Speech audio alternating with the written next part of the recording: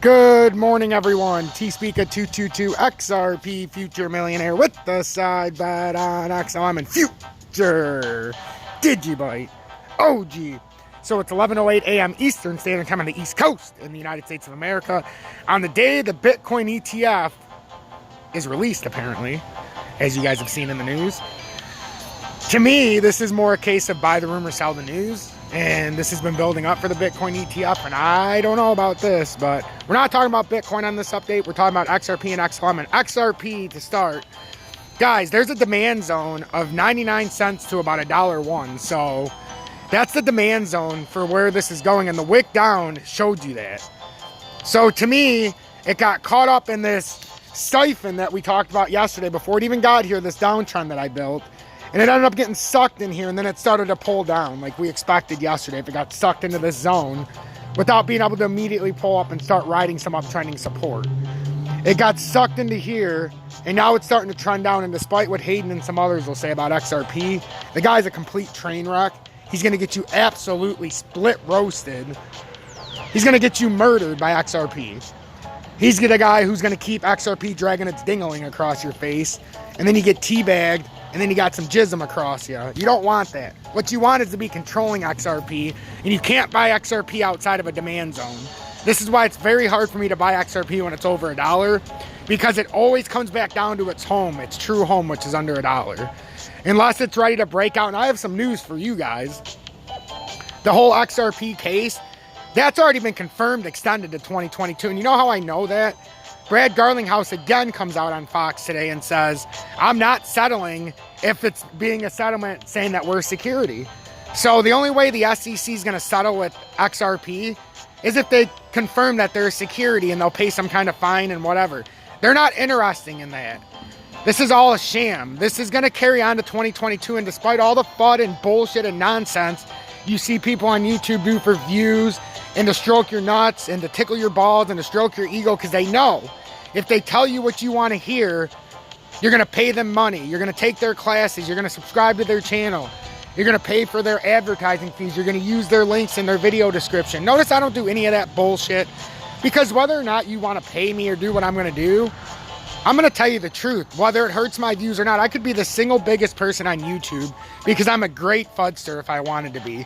I'm a great creative mind that knows how to get people involved.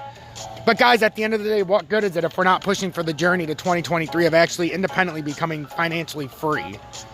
Millionaires and billionaires aren't bought when the run's up. Millionaires and billionaires are made on big drops, catastrophic drops, liquidation style events that we're going to be facing. Millionaires and billionaires are made by knowing the technicals, not by buying the FUD. You can never get rich on FUD. You can become broke on FUD,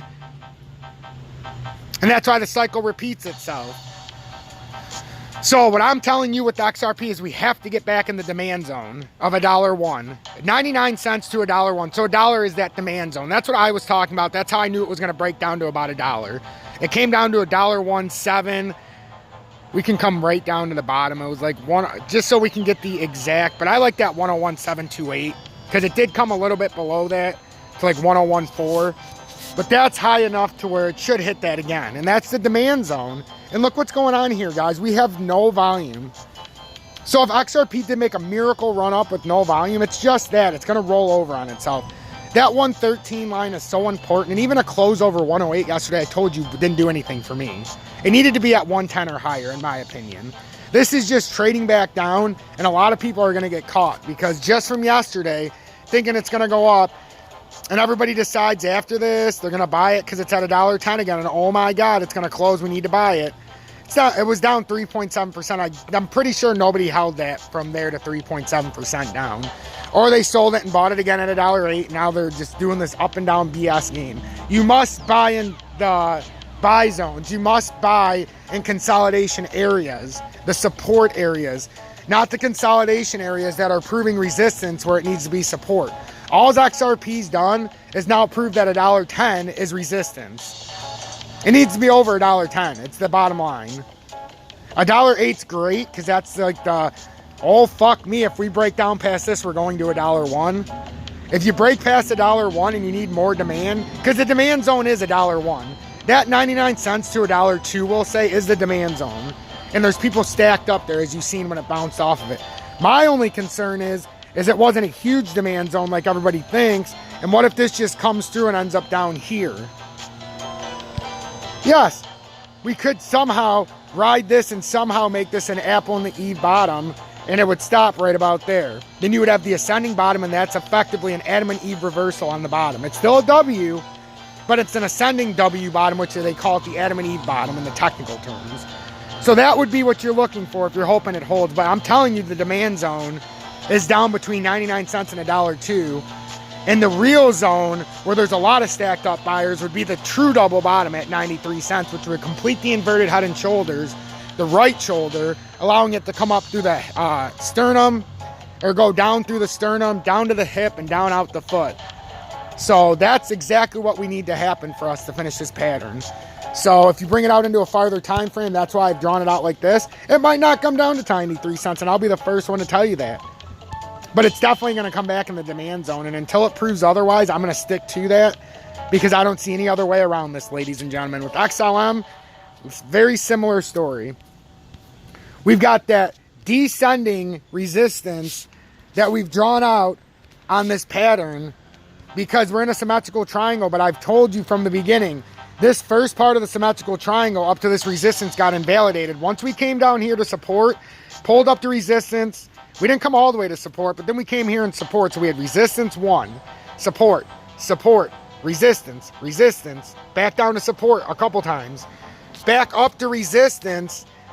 We had a wick over the top, but what did it do? It pulled back down, and it's effectively breaking the YouTuber's uptrend like I said it would when it got up there, and it would pull back down to this resistance.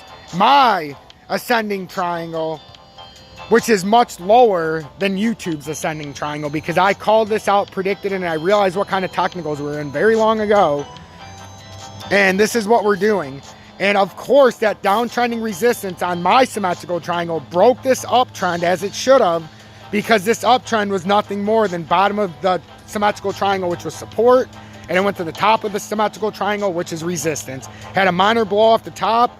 They started tickling your balls, and within, what, a few hours, you were effectively down 14%, and the nut tickling had just begun. Hit that like button, turn that bell notification to all, and if you're new or returning and one of the 23% that's watching my content, we're getting a couple thousand new people a day.